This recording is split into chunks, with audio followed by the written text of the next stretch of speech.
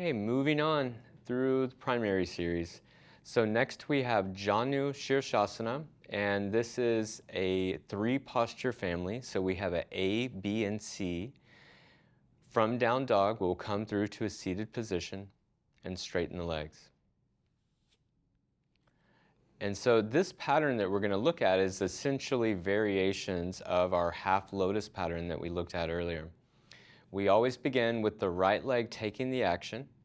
And so the sole of the right foot would come back into the left thigh. And then you would grab the foot and forward fold. Okay, for breaking down purposes, we're going to have her just jump right over to the left side. And then we're going to grab a block too. So depending on the place that you go and take practice, some Ashtanga teachers teach them more in a traditional manner. When we're in India, we don't use props over there. There can be a place for them, especially if we're showing up and the legs and the hips are very tight. And how they would help with this forward folding is if the pelvis is spilled back like this, and then go ahead and grab the foot here, then you will begin to feel this in the low back rather than deep in the middle of the hamstring. And so if this is the case for you, if the hamstrings are tight, hips are tight, you're going to take a block or a folded blanket, put it underneath your bottom so that both sides of your bottom or your sit bones are on this block. And you can determine how big of a block you need by what it takes to get the pelvis neutral here. So we think of the pelvis as a bowl, an oval-shaped bowl. And so if the pelvis is spilled back and we forward fold this way, then this is going to go into the low back. If we sit up nice and tall, then the pelvis is neutral. And then if we spill it forward, you kind of see a little mini back bend in the back there. So we want to find neutrality and begin to spill forward during the forward fold. So you can play with a block under the sit bones if you're feeling it too much in the low back and not in the hamstring.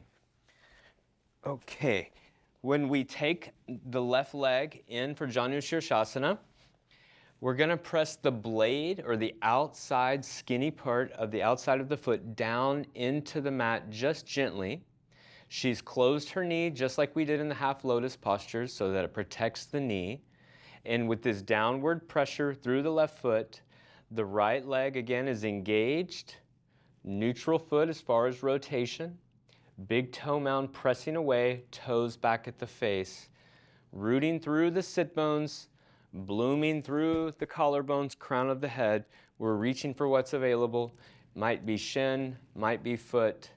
And from this lifted position, begin to hinge at the waist, forward fold, keeping the shoulders open, the collarbones lifted. The gaze is towards the foot. We breathe 5 times, and then afterwards inhale back up until the arms are straight. Exhale there. And then we would lift up, jump back, take a vinyasa, chaturanga, up dog and down dog, and then come through and do the other side. So moving now to B position, she again is going to use the left leg for demonstration today.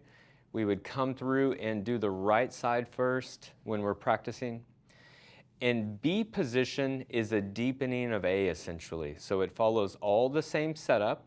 So once you have your A position here, essentially a 90-degree angle, in relation to the extended leg, you're going to lift the hips up, come forward until the heel is strategically placed just so underneath the perineum.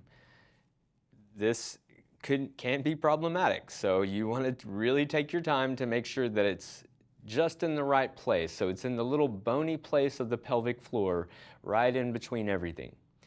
And then once you've found that place, you'll notice that it kind of lifts the hips up or the sit bones almost like a seesaw action.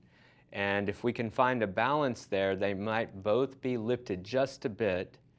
Take your time, don't rush into this. Once you have it set just so and you feel stable enough, then you begin to lift the chest, reach towards the shin or the foot, and forward fold. This is another place that you could use like a block, a thin slice of a block, a blanket, anything to elevate the hips if this feels like too much. And there should be no pain in the knee. So if you're having pain as you begin to go down because you're asking too much of the body too quickly, just modify by using a block. Allow the breath to be the guide. If it begins to get choppy and short, you know that you're pushing a little bit too hard or moving too quickly, and these things need to be more gradual with time. After 5 breaths, inhale, you lift back up until the arms are straight, chest is lifted. Exhale, and then you would lift up, take the vinyasa, go through the other side. Okay, C position is kind of tricky. So this is a really deep hip opening asana. If A and B have been challenging so far, then we definitely recommend using something to elevate your bottom, like a block or some books or a blanket or whatever you have handy that's going to be stable. We're going to have her demonstrate this with the block today. So you put it underneath the sit bones on both sides so your block is running side to side instead of straight forward. Again, she's going to demonstrate the left side so that you can see this better.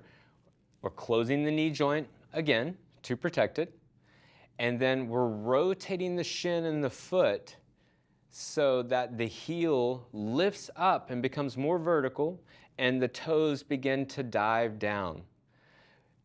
Most of us, when we show up, our hips are not open like this, right? So Erin's been doing this for a long time. Her hips are very open, and you can see that her foot is pretty much vertical. You'll also notice that we don't have like a perfect 90-degree angle anymore. The knee can begin to come in. It's not quite 45 degrees and it's not 90 degrees, somewhere in the middle. And so you find the spot that won't hurt the knee. In the beginning, the foot is probably not going to be that vertical. And so if it's not, you're going to feel more pressure in the little small toes because they're getting most of the downward force. You can always take a bigger block, elevate the hips more to get more rotation out of the shin and into the foot. Once you found your edge, you're going to root through everything that's touching the ground. They're all aspects of Mula Bandha that root down. And then the qualities of Uddiyana Bandha, or this flying upward through the spine and through the chest, brings you up, forward, and then down. So hands could be at the shin, at the foot. You would hinge forward. Don't push too far where it begins to rob you of the breath or you're in any kind of pain.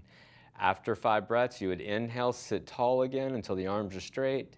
Exhale there. And then inhale, you would lift up to take your vinyasa back.